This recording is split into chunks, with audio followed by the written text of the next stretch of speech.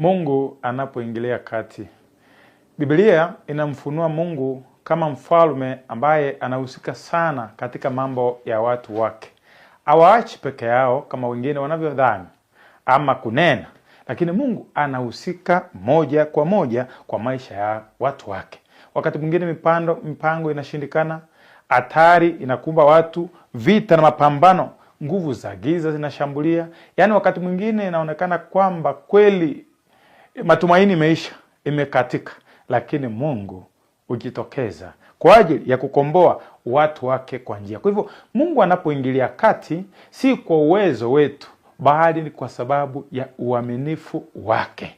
Mungu anapoingilia kati si kwamba una uwezo ama kuna jambo nzuri umelifanya, bali ni kwa sababu ya uaminifu wake.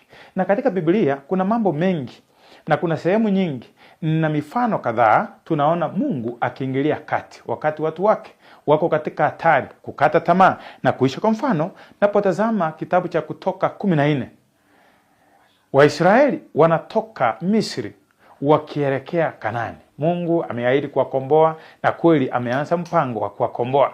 Ni kwamba sasa wakati huo wakuna hatari. Mbele bahari ya Shamu, nyumba jeshi la Farao wanakuja kwa mbio, kando milima, wakaanza kulia. Na ukweli kulingana na hali hiyo ni kwamba hawangetoboa kabisa.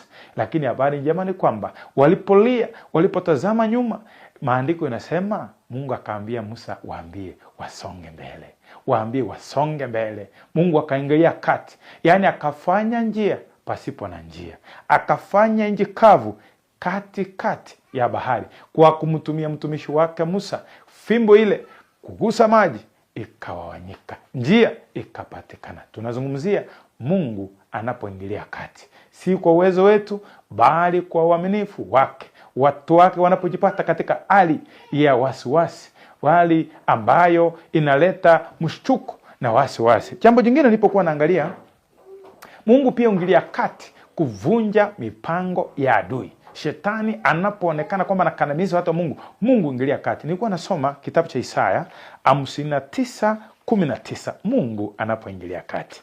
Na naamini kwamba utataka Mungu aingilie maisha yako.